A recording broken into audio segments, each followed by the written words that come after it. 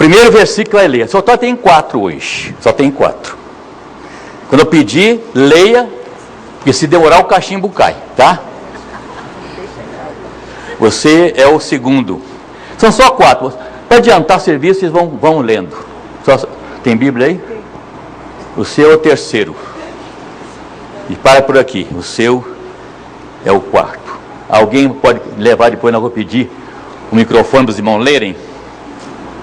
A gente tem um fato aqui que é importante, inclusive quero cumprimentar bem também nossos internautas, né? Que estão nos assistindo. Em consideração a eles, é que fazemos as leituras, as leituras e avisos no microfone. Eles vão ficar lá sem saber o que está acontecendo, não é isso? Como sempre, cumprimento os irmãos, meninas e meninos, bom dia. Bom dia. Hoje, qual é a classe está aqui? A classe Monte Sião e a classe... Qual é a outra classe que está aqui conosco hoje? Ô Valmir, estou falando, está saindo lá em cima? Está saindo bem? Tá bom. Sim, pastor. Beleza, não põe muito alto não, viu? Não, eu sou calceiro aí. Não põe muito alto não, tá bom assim. A próxima eu vou bater aqui no pó.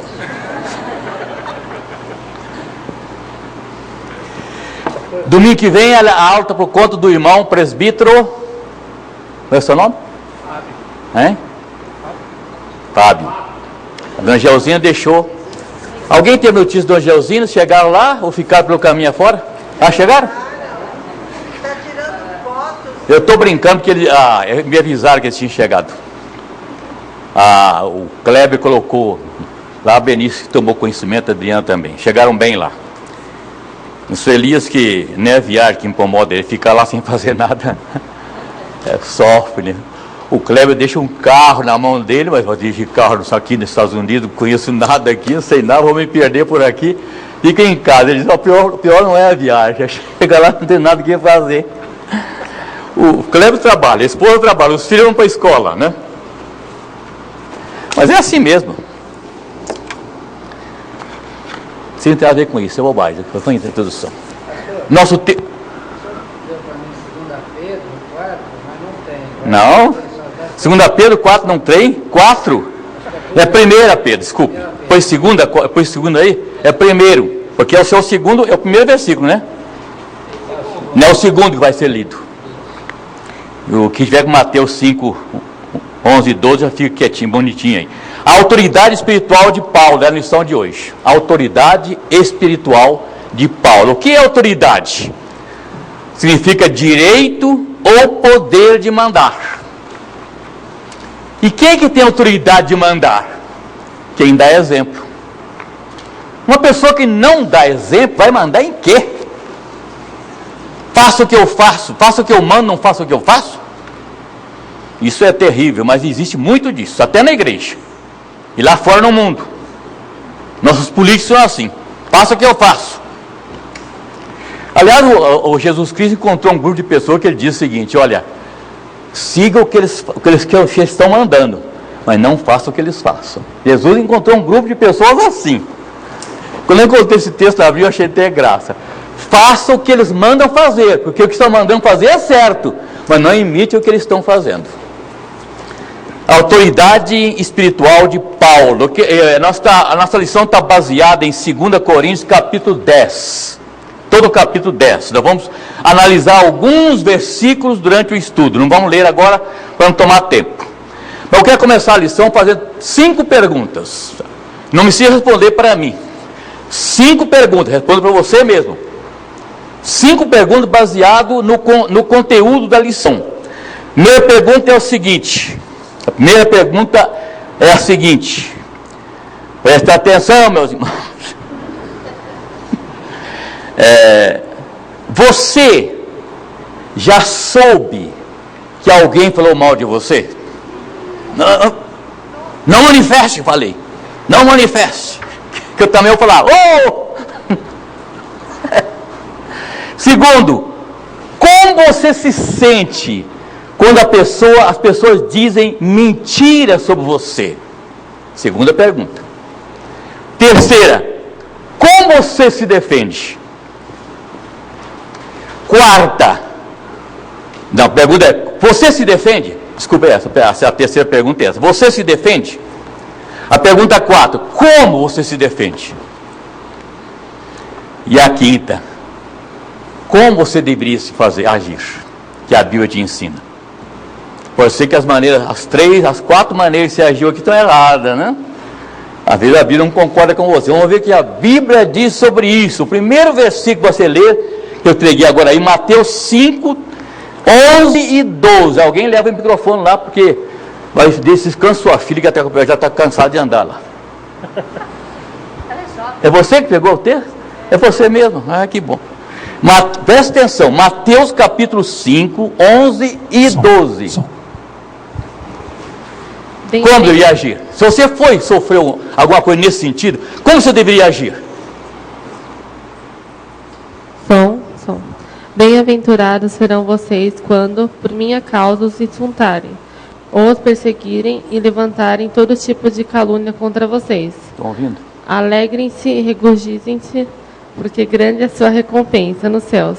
Pois da mesma forma perseguirão os profetas que viverão antes de vocês. Como deve agir? Vocês são bem-aventurados, meus irmãos. Quando alguém fala mal de vocês, né? Ou fizeram isso com os profetas, fizeram no passado.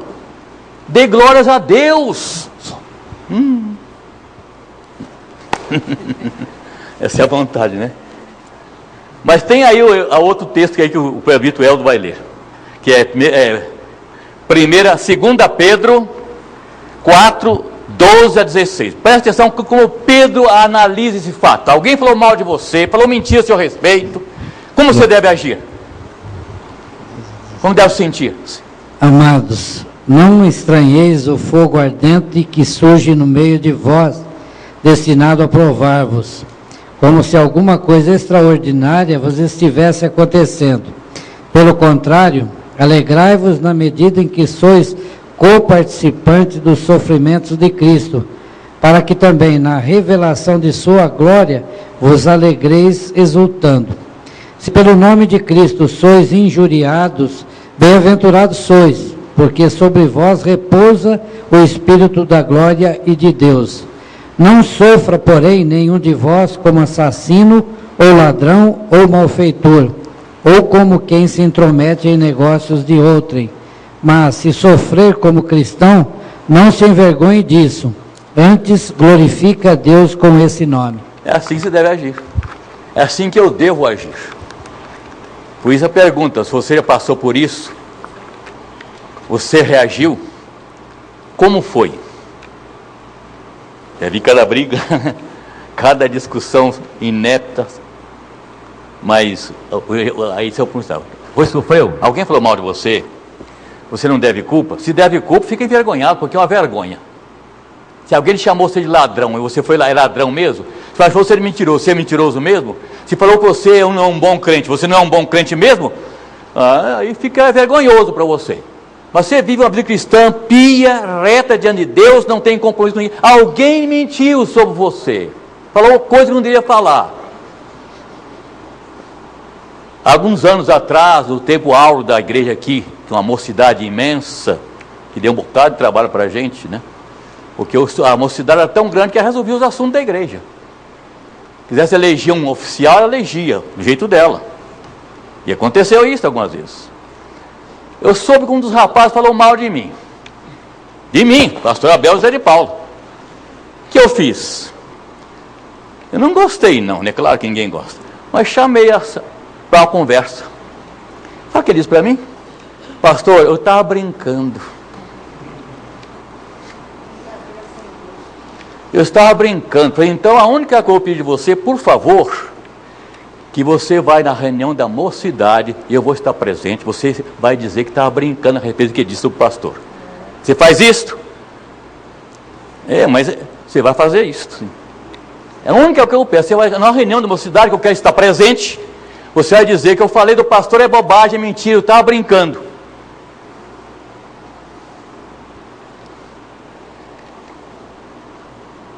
Ainda fico com raiva até hoje.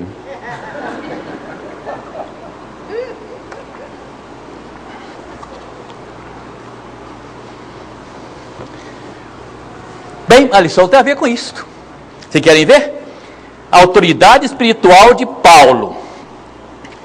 A lição de hoje vai falar exatamente de Paulo, que nesse capítulo 10 e até o fim do livro, capítulo 13, ele vai se defender dos seus inimigos, dos falsos profetas. Mas é interessante que Paulo deixa claro aqui que ele não estranhava e nem reivindicava acusações contra ele.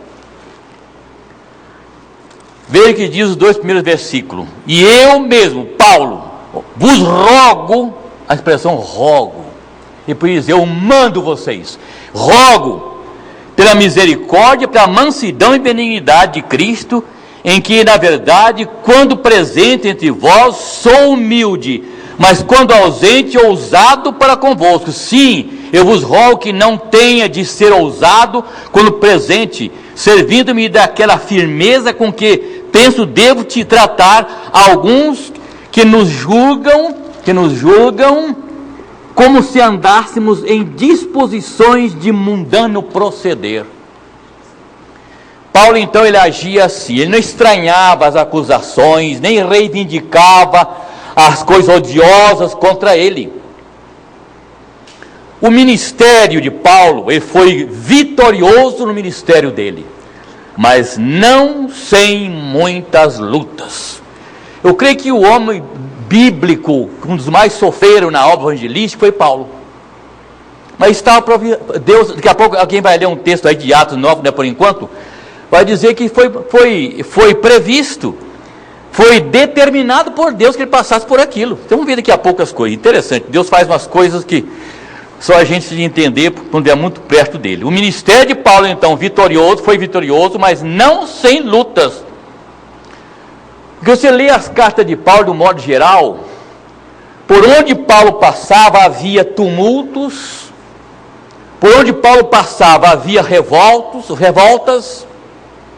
para onde Paulo passava havia motins, para onde Paulo passava havia açoites, havia pedrejamentos e havia prisões, tudo sobre ele. Ele passou por tudo isto. Ele enfrentou ataques dos judeus, que é normal aceitar ataque dos judeus, porque ele era um apóstolo dos gentios. Você lembra que Pedro foi o apóstolo dos judeus e Paulo foi os apóstolos dos gentios. Houve uma briguinha entre eles lá no início, então eles decidiram, não, Paulo fica com os gentios, você fica com os judeus, e vamos parar com esse negócio, cada um faz a sua obra, sem briga, sem contenda. Mas Paulo sofreu os ataques dos judeus, dos gentios. Ele teve um ministério como um campo de batalha. Veja o versículo 4. O versículo 4 de 2 Coríntios capítulo 10. Porque as armas, que é arma de guerra, hein?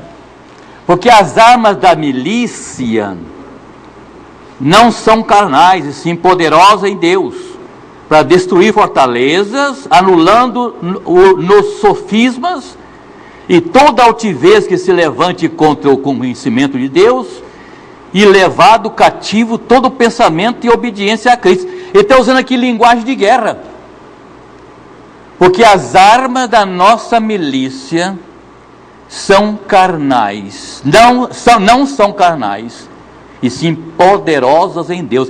Ele está usando a linguagem das armas espirituais, mas colocou a questão em pé de guerra, usou aqui expressões de guerra, como ele enfrentou a vida, linguagem de guerra.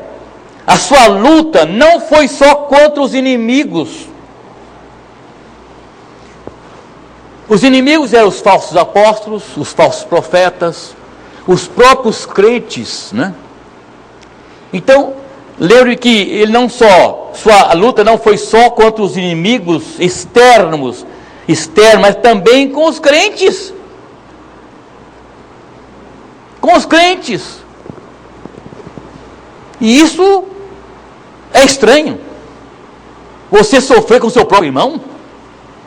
Eu já disse outro dia aqui que quando a luta é com o inimigo nosso, sabe o que eu espero do inimigo? É isso mesmo. Mas um irmão, Paulo sofreu muito com isso. A igreja de Corinto foi uma provação na vida de Paulo. Uma provação. E os pastores, de um modo geral, enfrentam esse problema, essa batalha até hoje. Quem tem aí Atos dos Apóstolos, capítulo 9, versículo 15 e 16, pode ler. Mas o Senhor lhe... Não, tem um microfone aí, para você ler. Se não tem microfone, não dá para ler.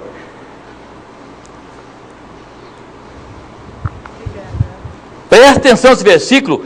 Esse versículo aqui, esse texto que a irmã vai ler, foi quando Paulo ficou cego, né? Caminho de Damasco, chegou lá em Damasco, né? Chegou lá em... Onde é que cidade que ficou? Foi em Damasco mesmo? Aí Deus falou com Ananias. Ananias vai falar com um homem chamado Saulo, que estava hospedado em tal casa, em tal lugar. Se eu? Paulo, esse homem é doido.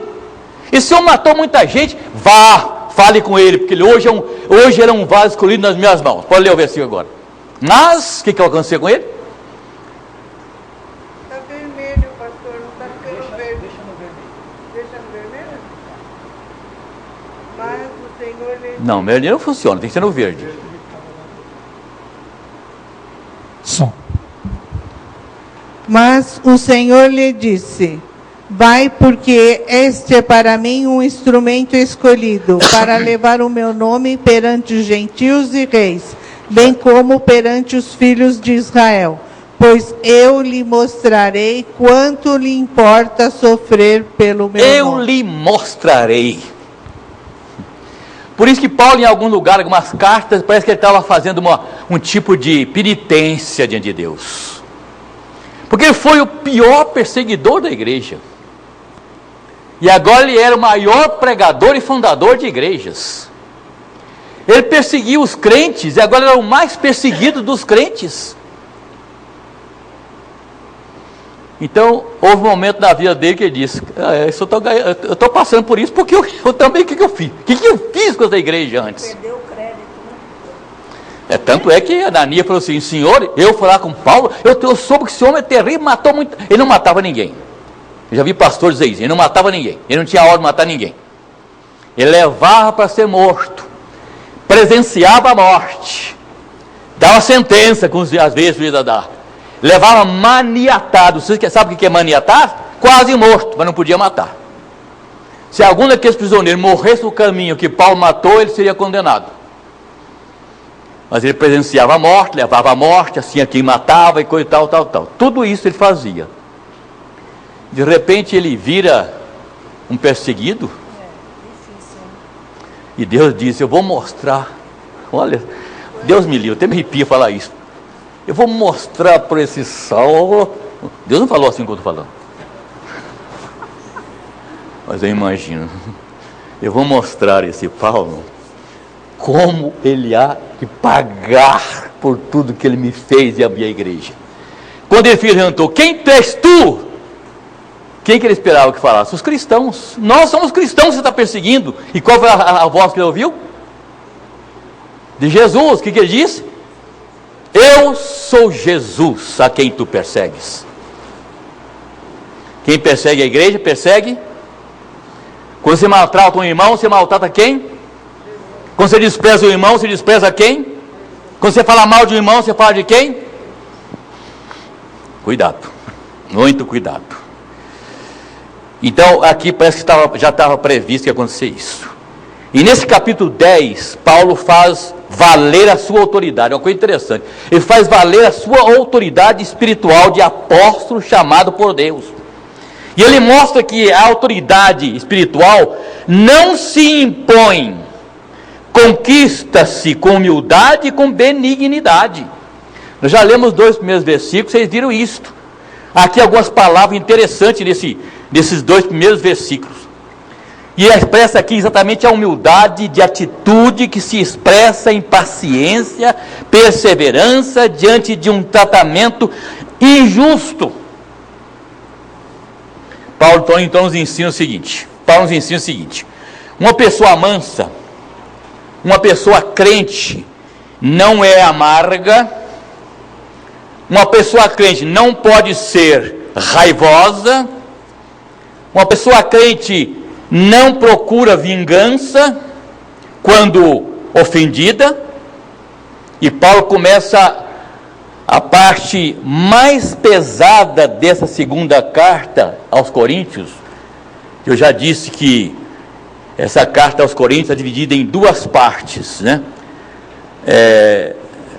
Quando ele iria se defender e quando ele iria acusar. Aqui nessa expressão aqui, desse versículo, Paulo começa a parte mais pesada dessa segunda carta, quando ele iria agora se defender dos seus inimigos. Até aqui, ele não falou nada disso. Até a lição do domingo passado, lição 9, dada pelo Sérgio, Paulo estava convivendo com essas pessoas, sofrendo. A partir do capítulo 10 até o capítulo 13, ele vai se defender. Ele vai se defender. E começa aqui exatamente essa lição. Uma pessoa mansa, crente, não é amarga, não é raivosa, não procura vingança quando é ofendida.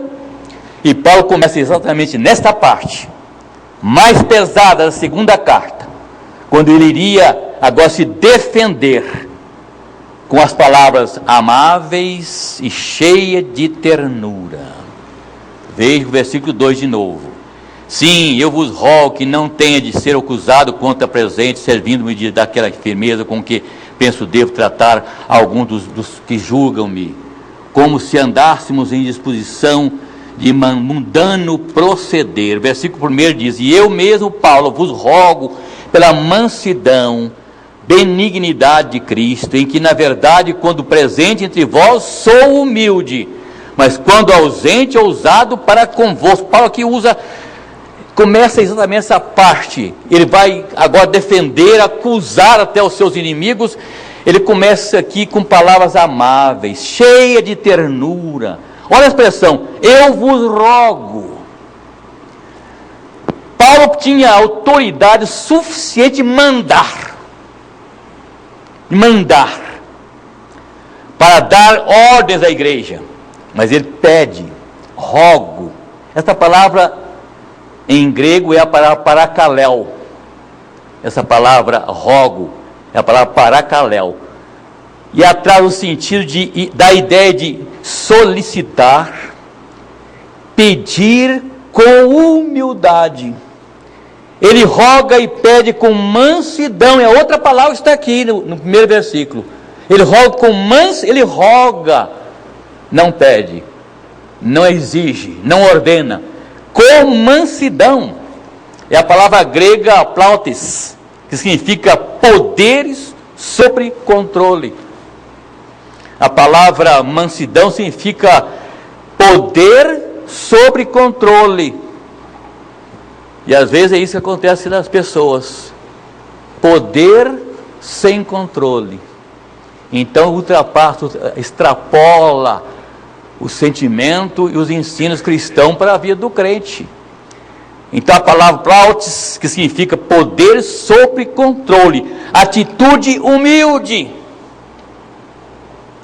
que significa também aceitação paciente de ofensas, livre de malícia, de desejo de vingança. A palavra humildade significa aceitação paciente de ofensas, livre de malícia e desejo de vingança. Note bem que essa atitude, o mundo vê isso aí com fraqueza. Porque muitas vitórias nossas, atitude nossa como crentes, nós somos considerados pelo mundo aí fora fracotes. O cara fez tudo aquilo, não fez nada. Eu teria matado fulano, eu teria arrebentado ele, tinha feito isso. É isso que é a atitude deles.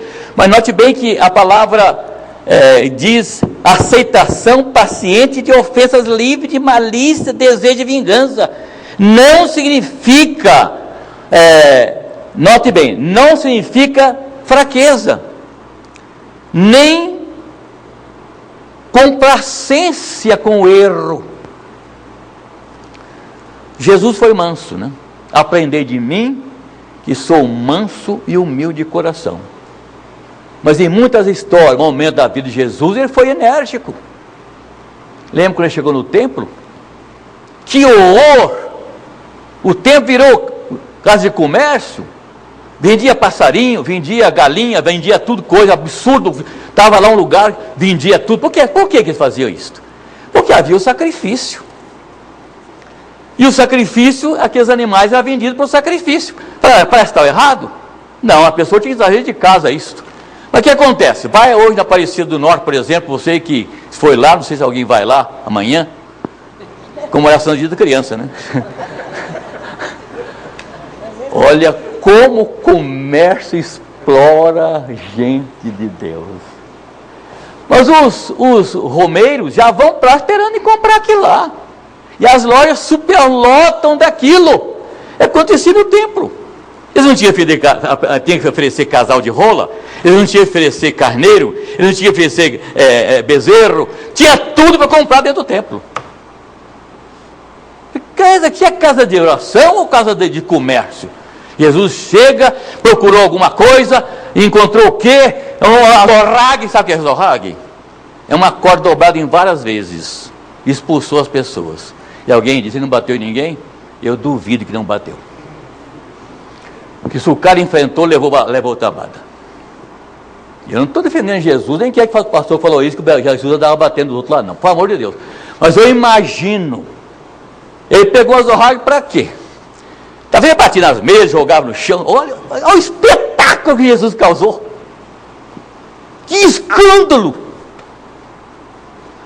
Homem manso, o Deus presente, agora meteu o pé naquelas mesas, rolando para o chão, batendo aqueles zorragos, expulsando animais, voando galinha para cá, voando rola para lá, cabrito berrando, sumindo tudo, e ele pôs tudo para fora e botou os homens para fora também. Sozinho. Quando ele queria, ele fazia isto.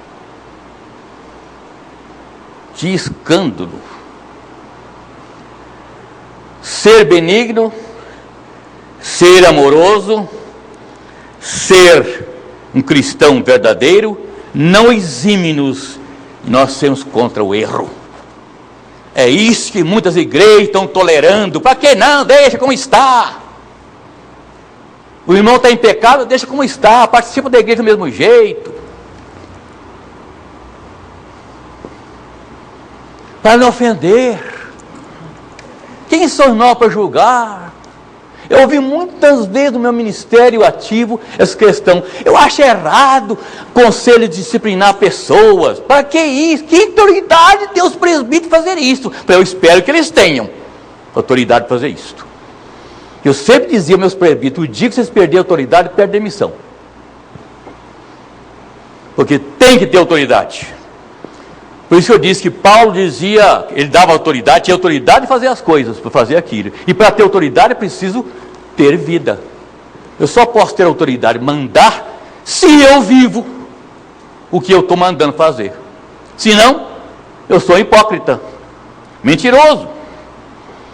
Então, meus irmãos, essa questão, como eu disse, muitas vezes a nossa atitude pacífica aparece para o mundo algo estranho. Não é assim. Esses são os bobos, não revidam, mas não é nada disso. Não é questão de fraqueza, nem de complacência com o erro. Jesus foi manso e cheio de compaixão, mas tomou atitudes duras. Outra palavra nesse texto é a palavra benignidade, epikeia, não sei se assim pronuncia. Ser benigno significa firmeza, paciente, humildade, capaz de submeter-se às injustiças e maus tratos, sem ódio e sem maldade. A palavra benignidade. Essas 4 palavras estão lá no primeiro versículo do texto que acabamos de ler. Versículo 3 em diante diz o seguinte: porque embora andando na carne, não militamos segundo a carne, porque as armas da nossa milícia não são carnais, e sim poderosas em Deus, para destruir fortalezas, anulando-nos sofismas e toda altivez que se levante contra o conhecimento de Deus, e levando cativo pelo todo pensamento a obediência à palavra de Deus. Esses são os versículos de 3 a 5. Esse texto, esses versículos de 3 a 5, fala da autoridade na batalha espiritual que Paulo enfrentava. repito que a segunda carta de Paulo aos Coríntios, toda a carta, ela está dividida em duas partes. Eu já disse, repetindo. O capítulo 1 até o capítulo 9, que estudamos até domingo passado, ele foi escrito com destino à maioria silenciosa que lutava para seguir as ordens de Paulo, com todo sofrimento. Do capítulo 1 até o capítulo 9, de 2 carta aos Coríntios, foi escrita com destino à maioria silenciosa que lutava para seguir a liderança de Paulo. E do capítulo 10, começar a partir de hoje até o capítulo 13, dizem respeito à minoria que se manifestava fortemente influenciada pelos falsos mestres, os falsos profetas. 3 a 4, já lemos, né? Esses versos nos fazem lembrar um outro texto lá de Paulo também, que está lá em Gálatas 6, 10 a 13. Alguém tem esse versículo? Eu entreguei na mão de alguém, Gálatas 6, 10 a 13. 10 a 13. Efésios 6, 10 a 13. Leia para mim. Quando Paulo falou dessa guerra, o que ele disse aí? Quanto ao mais sede fortalecidos no Senhor e na força do seu poder, revestivos de toda a armadura de Deus, revestir toda a armadura de Deus, não sua, para poderdes ficar firmes contra as ciladas do diabo. Porque a nossa luta não é contra o sangue e a carne, e sim contra os principados e potestades, contra dominadores, desde o mundo tenebroso, contra as forças espirituais do mal nas regiões celestes. Portanto, tomai toda a armadura de Deus, para que possais resistir no dia mal e depois de terdes vencido tudo, permanecer inabalável. Esses versos que o irmão acabou de ler fazem lembrar, esses versos que nós lemos aqui do 3 e 4, fazem lembrar esse texto que o irmão acabou de ler aí. Se nossas lutas são espirituais, que tipo de arma nós temos que usar? A resposta está aí. Se as nossas lutas são espirituais, que tipo de arma nós temos que usar? Armas espirituais. E Paulo cita quais são essas armas e termina dizendo, com oração e com a palavra de Deus. Esses versos então fazem lembrar isso. Se nossas lutas são espirituais, as nossas armas também têm que ser espirituais. As armas precisam ser espirituais. E junto com essas armas que Paulo citou, ele terminou também dizendo, com toda a oração e a espada do Espírito, que é a palavra de Deus. Com essas armas é que nós destruiremos as fortalezas dos inimigos. E nós vivemos em tempo diferente de Paulo? Não. Os inimigos estão aí, infiltrando nas igrejas.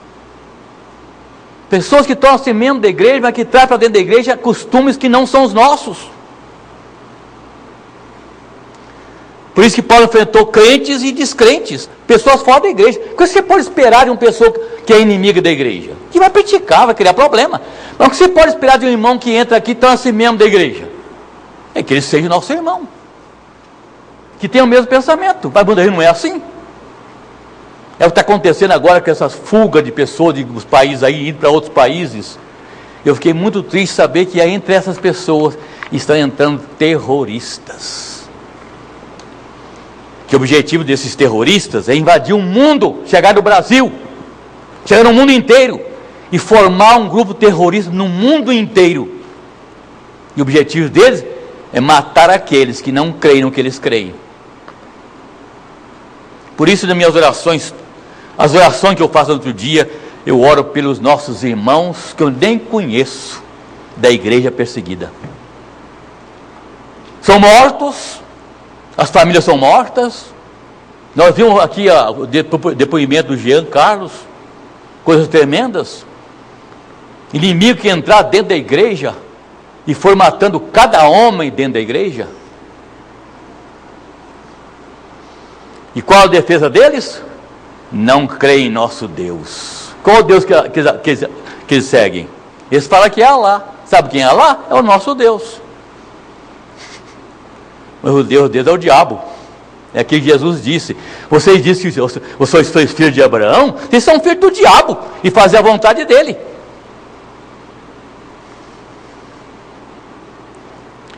Os irmãos já sabem que eu fico, às vezes me empolgo, falo meio alto, como se fosse bravo, estou mesmo.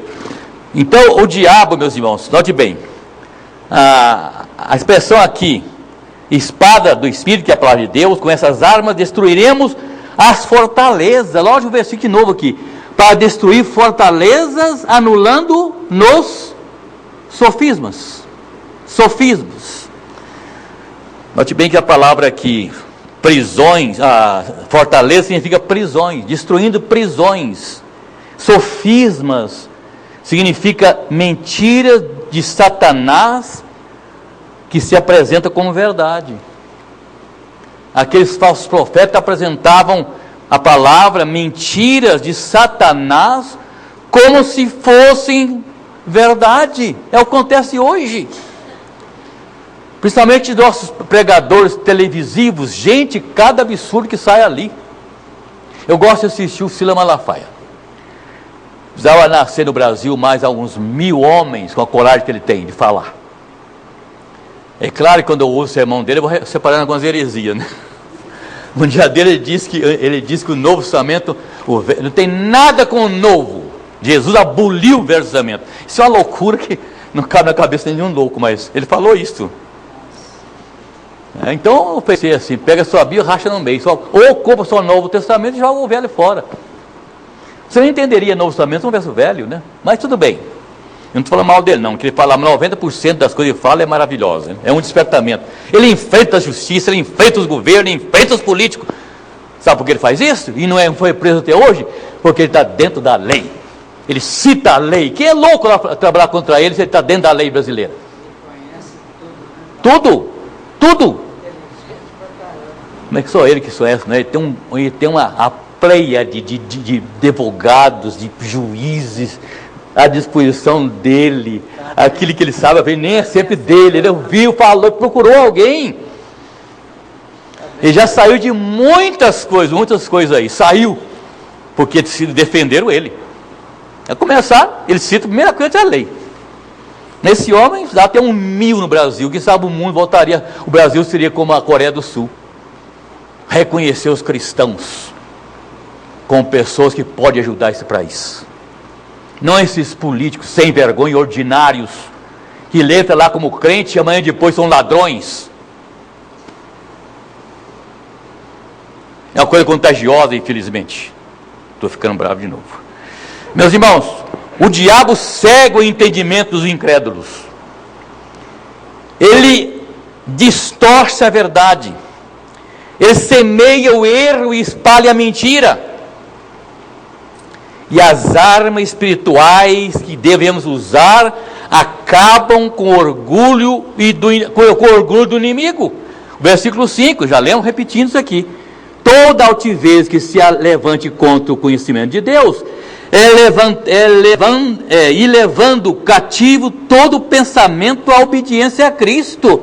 O que a palavra de Deus faz? Ela leva essas pessoas para serem julgadas. As armas espirituais acabam com o orgulho do inimigo. Há muitos homens soberbos escarnecendo da fé cristã. Esses homens são insolentes, escarnecem da Bíblia, pisam com desprezo as doutrinas bíblicas. E aconteceu no tempo de Paulo também isto. E hoje a igreja enfrenta os arrazoados, ou os argumentos dos cientistas, dos evolucionistas, dos filósofos, dos livres pensadores. E essas pessoas estão infiltradas dentro da igreja, muitos deles. E para as pessoas não tem espaço para Deus em seus esquemas e em suas cosmovisão.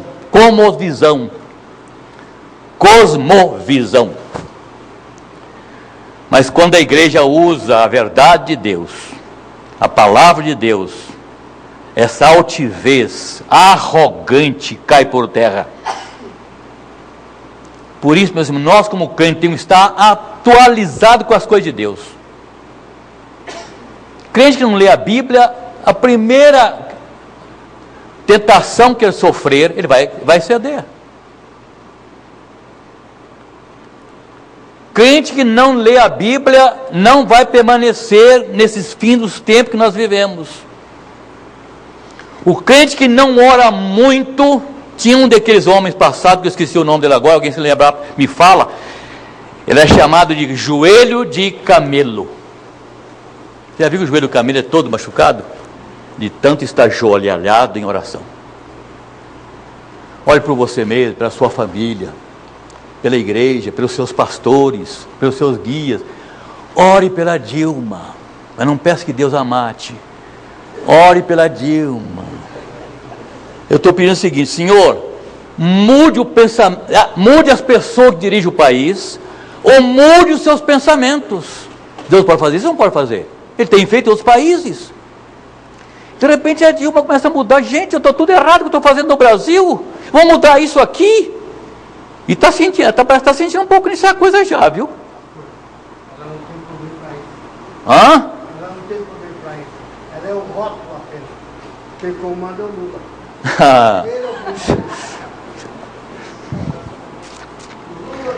Eu vi uma pessoa comigo, uma pessoa de igreja. Vamos orar pela morte do Lula. Meu Deus do céu. Fala isso não. Fala isso não. Você pensa assim também, mas não ora assim não. Não estou falando com a senhora. Ela se doeu, eu acho que ela ora nisso. Assim, brincadeira, minha irmã, brincadeira. A senhora é minha aluna, já me conhece há quanto tempo? O senhor aí no Meli faz tempo. Eu acho que faz só 20 anos. É mais ou menos isso aí. Essa minha tulera aí, né? Me aguenta. Eu perdi aqui onde estava, vocês são culpados, né? Note bem, então, olha o que o versículo diz aqui, o versículo 5, ali. Se toda altivez se levante contra o conhecimento de Deus, ele é levado cativo. A palavra cativo, sabe que a expressão aqui? É alguém que é preso. Você não vê todo dia alguém na frente da polícia com o pauzinho para trás? Mas eles não estão com ar. Por que eles fazem assim, eu sei que é militar? Por que o cara põe a mão para trás quando é da frente da polícia? Ele não está com a algema. É para dizer que ele é santinho. É santinho. O cara é o seguinte... Todo dia agora na televisão você vê alguém na frente da polícia, com a mãozinha para trás, aquele barrigudo de tanto comer o dinheiro nosso. É isso que é levar cativo. Agora, note bem, de que maneira é levado cativo? Nesse campo de batalha, né? A conquista aqui exposta, note bem, a conquista fala aqui, cativo, a obediência a Cristo. A conquista aqui exposta não visa subjugar pessoas, mas pensamentos. Não há derramamento de sangue e matança. Nesse campo de batalha espiritual, antes todas as teorias são capturadas e forçadas a obedecer a Cristo. São levadas cativas, presas, para serem julgadas por Cristo. O versículo 6 diz o seguinte: e estando pronto para punir toda a desobediência, uma vez completa a vossa submissão. Paulo como um guerreiro espiritual da milícia ou do exército de Cristo, trajando armas espirituais, ele não só destruía as resistências e as tragédias e as estratégias do mal, a soberba, os pensamentos do inimigo, mas também tem autoridade para punir a desobediência daqueles que se entregam ao erro, dos falsos apóstolos, dos falsos obreiros, fraudulentos e servos de Satanás. E Paulo usa aqui as armas de Deus para isto. E ele tem confiança de a igreja vai colocar tudo isso no lugar certo. combatendo contra as heresias. O terceiro ponto da lição, não sei se dá tempo de terminar. A autoridade espiritual é conquistada e não imposta. Veja o que Paulo diz aqui. E estando pronto para punir toda a desobediência, uma vez completa a vossa comissão, observai o que está evidente. Se alguém confia em si que é de Cristo, pense outra vez consigo mesmo, que assim como ele é de Cristo, também nós o somos. Porque se eu me gloriar um pouco mais a respeito da nossa autoridade, a qual o Senhor nos conferiu, para edificação e não para destruição, vossa não me envergonhareis. Até o versículo 8, né? Até o versículo 8. A autoridade espiritual é conquistada e não imposta. Eu me lembro muitas vezes aqui, alguns presbíteros estão aqui no meu tempo, que trabalhavam juntos, quando se ordenava um diácono ou um presbítero, né? A gente fazia aquela conversa com eles, né? Tal. E ia na hora, aí eu falava quando eu falava o seguinte: vocês têm que ter cuidado nesse sentido. Quando são oficiais de igreja, é preciso ter muito cuidado, porque como cristão, como pertencendo a Deus, nós temos que estar sempre em dia. Primeiro, o nosso testemunho. A nossa autoridade não pode ser imposta. Eu sou presbítero, eu sou diácono. Não, senhor. A igreja reconhece que você é presbítero ou diácono pelo seu comportamento. Você não precisa dizer que é. Eu sou presbítero, eu sou pastor dessa igreja. Você viu aquele pastor aí que faz parte do exército, que é ladrão? Viram semana passada? Ele é coronel do exército, ele é pastor de uma igreja. Padre, perdão. Os pastores também vão. Tem alguns também piados nessa aí. É padre, menino, é padre, não é nosso não, que bom. Não temos pastores assim, né? Nem crentes assim. Alguns desses crentes, desses homens estão sendo passando aí para o crivo da polícia militar, que eu estou orando muito por ela, viu? Estou orando mesmo pela polícia militar, que estão tentando fazer uma limpeza no Brasil. Estão plantando o Brasil a limpo. Quando é que vão ver esses homens aí na frente da polícia? Isso somos importantes. Um Dirceu sendo preso, um Zerote lá, que é o Zerote lá, aquele desolinho torto. Quem mais esse homem fosse preso, gente? Estão presos mesmo. Claro. Aliás, meus irmãos, uma coisa é a seguinte, eu fiz um pedido nas minhas orações, eu acho que não sou eu que orei só, que Deus não me respondeu, sou eu não. Né? Senhor, desacredita esses perversos. Você sabe a que ponto chegou a presidente Dilma de apreciação? Agora está com 10, parece, mas chegou a 7%. As pessoas desacreditaram dela. Esses corruptos, esses desmandos, essas impunidades. E outra coisa eu pedia, que as pessoas fossem envergonhadas perante os olhos do Brasil e do mundo. Pensou que aqueles homens, a autoridade da Petrobras, na frente da polícia, estão envergonhados. Se tem vergonha na cara. Você sabe, na lição eu não botei uma palavra sobre política, estou falando demais nisso. Por favor, pare de falar de política, por favor. Então é o seguinte, quem somos nós, né? Quem somos nós? Será que nós damos um exemplo para isso? Não por força. Olha bem que o versículo diz: no reino de Deus a autoridade não se demonstra pela força, mas pela mansidão e benignidade. Porque a teologia de Jesus, maior é o que serve e não o que é servido. Lembra o Coríntios cantava? Não por força e nem por violência. Lembra dele? Não por força. Quem canta? Ninguém sabia? Não por força, nem por violência, mas pelo meu Espírito. Não por força, nem por violência, mas pelo meu Espírito. Diz o Senhor dos Exércitos, diz o Senhor dos Exércitos, não por força, nem por violência, mas pelo meu Espírito. Todo mundo na rua ouviu elas cantando. Mas como vocês cantaram bonito? Tempo de congregação, né? Gente, mas nós estamos cantando mal, viu?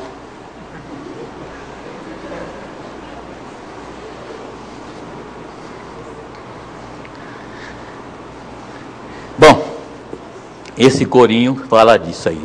Não é por força, não é por violência. Outra coisa é o seguinte: aqueles que se humilham serão elevados pelo próprio Deus. Paulo usava uma teoria, uma autoridade, para fortalecer a igreja. Ele usava a sua autoridade para fortalecer a igreja, enquanto os falsos crentes usavam a igreja para fortalecer a autoridade deles. Você já viu isso? Já viu pessoa dizendo para ser crente para ser atendido pela igreja? Chega na porta: eu sou crente. Muitas vezes chegaram: eu sou crente da igreja presbiteriana. Eu falei: você não é presbiteriano. Por que não? Você não sabe nem pronunciar o nome. Você falou presbiteriano, você não é presbiteriano. Se nem crente você não é. Hoje parece acontece menos essas coisas na porta da igreja. Mas como acontecia na porta da igreja? Eu sou o pastor da igreja, seu nome é Abel José de Paulo. Desgraçado, trazia até meu nome. Na época da eleição. Exatamente. Não, mas não é que esses políticos não, estou falando não, esses pobrezinhos da rua. Pessoas que vêm: perdi minha mala, eu dormi aí na Praça Sampaio Vidal, deixei minha mala do lado, estou vindo do interior, e me roubou minha mala, eu sou também presbiteriano. Eu falei: eu não sou presbiteriano, sou presbiteriano. Um chegou na minha casa lá embaixo, alguém já sabe dessa história, foi morar na casa pastoral. Chegou um lá dizendo: eu perdi minha mala, eu dormi aí eu vim cansado de viagem, sentei na Sampaio Vidal, conhece bem a região. E roubaram minha mala, eu estou sem nada, eu sou lá da igreja não da igreja, esqueci o nome de onde era, lá do interior. Eu sou da igreja presbiteriana de lá. Falei: sou eu mesmo da igreja presbiteriana lá de fulano de tal, eu conheço o pastor lá, é o Nilson Salles. Peguei o telefone: o Nilson Salles, tudo bem? É o Abel. Quanto tempo não te vejo, rapaz? Pois é, eu estou com um membro da sua igreja aqui dentro da minha sala. Que é o nome dele? Deu o nome dele. Ele disse: Abel, pergunta o nome dos pais dele, o nome dos pais. Ele disse: Abel, chama a polícia que é ladrão. Desse jeito. Eu falei: meu amigo, o senhor vem me enganar aqui? Eu estou estudando aqui a Bíblia, você vem me mentir para mim aqui? Eu estou com a mão num botão, menti, né? Eu estou com a mão num botão aqui, eu chamo, 5 minutos, está cheio de polícia dentro da porta. Você suma daqui agora. Ele saiu, bateu a porta, apertou o portão, eu saí da fora e já estava lá na curva de cima, desapareceu. Eu sou presbiteriano. O cara não sabe nem pronunciar o nome da igreja. Assim. Valendo-se da igreja, um cara que Paulo fazia, né? Aqueles que vivem para a igreja, para fazer a igreja, e aqueles que fortalecem a sua autoridade através do nome da igreja. Nós usamos nossa autoridade para valorizar o nome da igreja, e aqueles que valorizam a vida da igreja para valorizar a sua própria pessoa. Eu sou crente. Ele é crente, precisa ser ajudado, pobrezinho. Por que esse cara não chega? Eu sou católico, sou espírita, não sou nada. Eu ajudo. Eu preciso de uma ajuda. Um dia desse, eu estava saindo correndo aqui, porque era o dia que tinha que estar aqui de manhã, mas morreu lá o pai do Ariovaldo. Eu só passei que deixar umas coisas, cheguei ali, um rapaz ali fora: o senhor pode me ajudar? Estava com um caroço deste tamanho assim no pescoço. Eu falei: o que é isso? Câncer. E eu preciso de um tratamento, estou vindo no interior. Aí eu falei com o doutor Cidimbi: olha esse rapaz, ele conversa com ele, vê se eu estou saindo porque eu estou atrasado. Mas quanto se valem do nome cristão para aproveitar da igreja, né? E tem muita gente fazendo isso, infelizmente. Eu sou crente, não é nada. Ele está apenas o que está fazendo é obtendo o favor da igreja. Nossa autoridade não emana de nós mesmos, mas vem de Cristo. Olha o versículo 7. Observai o que está evidente: se alguém confia em si que é de Cristo, pense outra vez consigo mesmo, que assim como ele é de Cristo, também nós somos. Nós somos também. Os falsos apóstolos pensavam que Cristo era o monopólio deles. estavam firmados numa base falsa. Eles haviam se alistado a si mesmos, mas não pertenciam ao exército de Cristo. Acontece muita gente, sim, e nem seguia o seu comando. É o problema de alguns crentes, o crente arrogante, imaturo. Ele acha que Cristo lhe pertence exclusivamente, não que ele pertence a Cristo. Ninguém vai ao Pai, disse a Bíblia, se o Pai não mandar, se o Pai não chamar. Versículo 8 a 9, porque se eu me gloriar um pouco mais a respeito de nossa autoridade, a qual o Senhor nos conferiu para edificação e não para destruição vossa, não me envergonharei, para que não pareça ser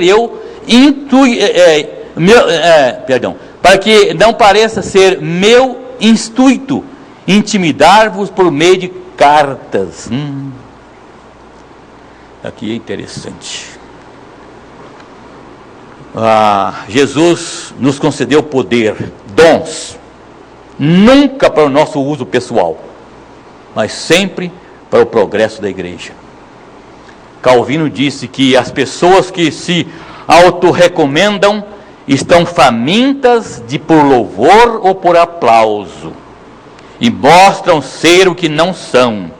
Os falsos apóstolos queriam a glória dos homens, e Paulo queria a glória de Deus. Versículos 17 e 18, presta atenção aqui.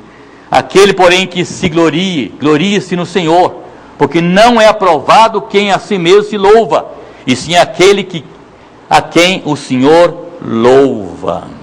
A palavra limite aqui no final do Paulo aqui, mas antes disso, Paulo então gloriava a Deus. E Paulo possuía sua esfera de ação. A lição termina com essa: Paulo tinha sua esfera de ação. Veja o versículo 17 e 18, acabamos de ler. Aquele, porém, que se glorie-se no Senhor, porque não é aprovado quem a si mesmo se louva, sim aquele a quem o Senhor louva. Nós não devemos louvar a nós mesmos, mas Deus que deve encontrar em nós qualidade para sermos aprovados por Ele. Paulo possuía a sua esfera de ação. Voltando lá no versículo 13 e 14, ele diz o seguinte: não, porém, que nós gloriaremos sem medida, mas respeitamos o limite da esfera da ação de Deus, nos demarcou a que se estende a vós, que nos demarcou o que se estende a vós, porque não ultrapassamos nossos limites, como se não devêssemos chegar a vós, porque já chegamos até vós com o Evangelho de Cristo Jesus. A lição termina com limites. Paulo possuía sua esfera de ação. A palavra limite é a palavra cânon, medir, que define o limite que Deus determinou para nós. No caso de Paulo aqui, ele foi chamado para ser apóstolo dos gentios. Esse texto foi lido lá no início, lembram? Atos do Apóstolo 9, 15, 16, quando ele foi conversar com Ananias, e Ananias estava com medo dele, e Deus disse: fale com ele, ele já agora é um vaso escolhido na minha mão, eu vou lhe mostrar, ele vai ser o apóstolo entre os gentios, a determinação, que até ali então o evangelho é só para os judeus. Paulo seria o apóstolo dos gentios, e ele estava então ordenado por Deus a sofrer em nome de Cristo, e ter seus limites de ação dentro do povo gentio. Deus também preparou para você e para mim, meu amado irmão,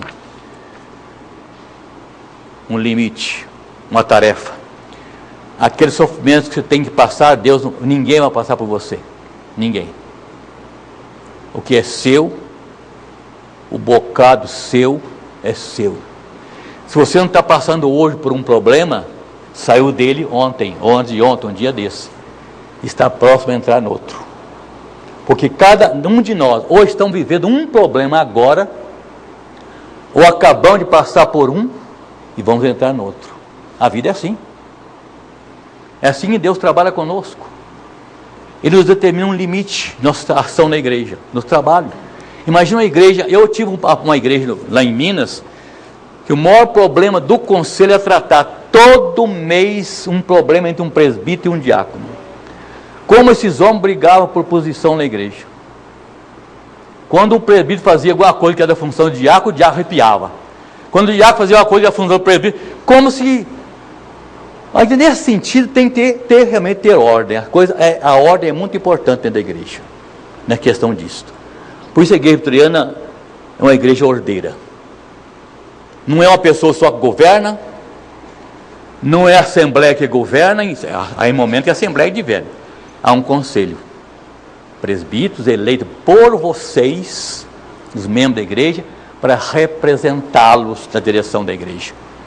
Portanto, é uma igreja democrática, que exerce sua função por meio do povo, por pessoa que o povo escolheu.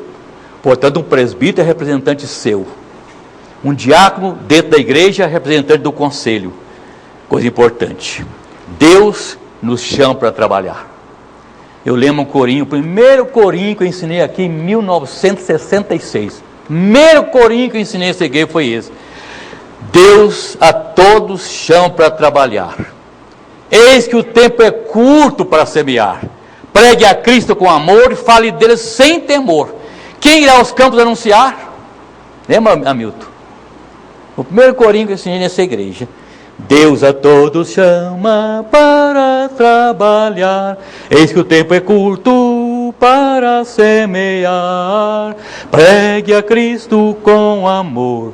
Fale dele sem temor. Quem irá aos campos anunciar? Cada um de nós tem seu campo, o seu lugar dentro da igreja, que o outro não ocupa para você. Se você não fizer, fica sem fazer. É a expressão do versículo 13.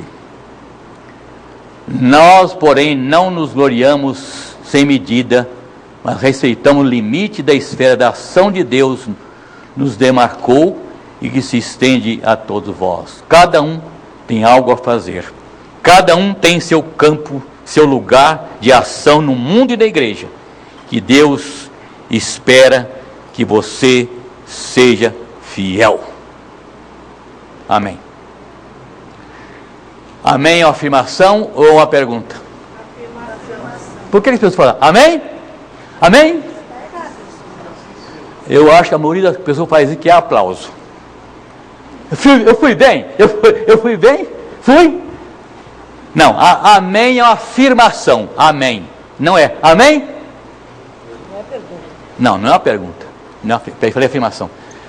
Amém é uma afirmação. Amém significa o quê? Assim seja. Não é uma pergunta. Eu acho isso meio estranho. E na maioria das vezes, infelizmente, Deus conhece o coração. Mas que a pessoa diz, você foi bem. Fala. Onde bate palma, assim, amém. Ai!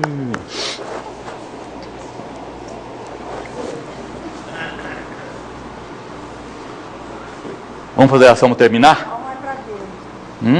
A palma seria para Deus. Né? Sim. Aliás, algum desses televisivos fala isso. Palma para Jesus! Está tudo bem. Vamos ficar de pé para encerrar. Obrigado a você. E domingo que vem, o nosso irmão vai licionar a classe lá. Presbítero Fábio. A lição de número 11. Eu pretendo estar aqui para ouvi-lo. Eu ia pedir a alguém para orar, mas não está na minha cabeça, esqueci quem é.